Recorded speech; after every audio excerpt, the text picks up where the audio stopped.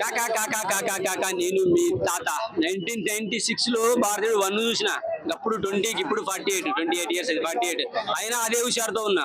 భారతీయుడు చూడండి కమల్ హాసన్ కూడా అదే హుషారుతో ఉన్నాడు. నాకే లేదు ఉన్నది బాయే ఉంచుకున్నది బాయే.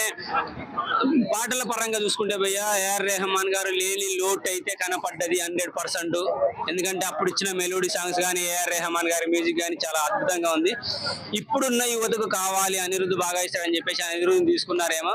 సినిమాకి ఎంత కావాలో అంత ఇచ్చాడు. మళ్ళీ విక్రమ్ సినిమాతో అనిరుద్ధ్ గత సినిమాలతో పోల్చుకుంటే మీకు అలాగే అనిపిస్తుంది. ఏ సినిమాని ఆ సినిమా లాగానే చూడండి, బాగుంటది, మంచిగా అనిపిస్తుంది.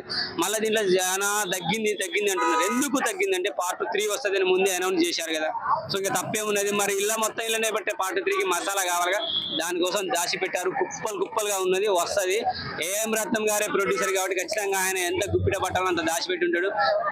నెక్స్ట్ సిద్ధార్థ్ గారి పెర్ఫార్మెన్స్ కానీ ఇంటర్వెల్ తర్వాత ఏడుపు వచ్చేస్తుంది. సెంటిమెంట్ తోటి చూసి చాలా బాగా అనిపిస్తుంది. ఫస్ట్ హాఫ్ లో సోషల్ మీడియా గురించి సిద్ధార్థ్ వాళ్ళ టీము హీరోయిన్లు 2-3 ఫ్రెండ్స్ చేస్తారు.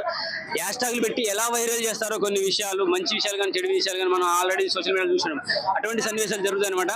అదే తప్పు మన ఇంట్లో వాళ్ళు చేస్తే కూడా పట్టించుకొని భారతీయుడు ఇన్స్పిరేషన్ ఇస్తే తీసుకొని పట్టించి తర్వాత నీ వల్ల నా అమ్మ చనిపోయింది, నా అయ్య జైలుకి వెళ్ళిండు, నా అక్క చనిపోయింది, నా బావ జైలుకి వెళ్ళిందని మళ్ళీ ఎందుకు బాధపడుతున్నావు? అంటే నీ ఇంట్లో వాళ్ళు తప్పు చేస్తే మాత్రం ఒప్పుకోవా? నేను బయట తప్పు చేస్తే మాత్రం జైలుకి వెళ్ళాలా, పట్టియాలా, హ్యాష్ ట్యాగ్లు పెట్టి వైరల్ చేస్తావా? సో ఇది కరెక్ట్ కాదు. యువత ఆలోచించాలి ఖచ్చితంగా. అలాగే కొన్ని పెద్ద కుటుంబాల్లో బంగారు పల్లెలు, బంగారు ప్లేటు, బంగారంతో కట్టిన గూడులు ఇలా కనబడతాయి కదా. సో వాళ్ళ పిల్లలకు కూడా కొంచెం టచ్ అవ్వచ్చు. అమ్మ నాన్న ఎలా సంపాదిస్తున్నారు, తప్పు చేస్తున్నారేమో, ఇన్కమ్ ట్యాక్స్ కట్టకుండా అని వాళ్ళకు కూడా తగులుతుంది. సో వాళ్ళు కూడా ఆలోచించాలి. ఫ్యూచర్లో మీరు అమ్మ నాన్నని కంట్రోల్ చేసుకోండి, మీరు కంట్రోల్లో ఉండండి, మంచి చేసుకుంటూ పోండి. ఫ్యూచర్లో రాబోయే జనరేషన్ బాగుంటుంది. నీ పిల్లలు నీ తాత గురించి, వాళ్ళ తాత గురించి ఉంటే నీ గురించి చెప్పుకోవాలి. మా నాన్న మంచి చేశాడు, మా తాత తప్పు చేస్తుంటే ఆపాడు, మా సంపాదన అంతా జెన్యూన్ సంపాదన అని ఒక మెసేజ్ ఇచ్చాడు. చాలా బాగా అనిపించింది. సినిమా పరంగా చూడాలి. కంపారిజన్ అసలే వద్దు. భారతీయులు అయితే సిద్ధార్థ్ 6 ప్యాక్ చూపిస్తారేమనుకున్నాము. కమల్ హాసన్ గారు 6 ప్యాక్ చూపించారు.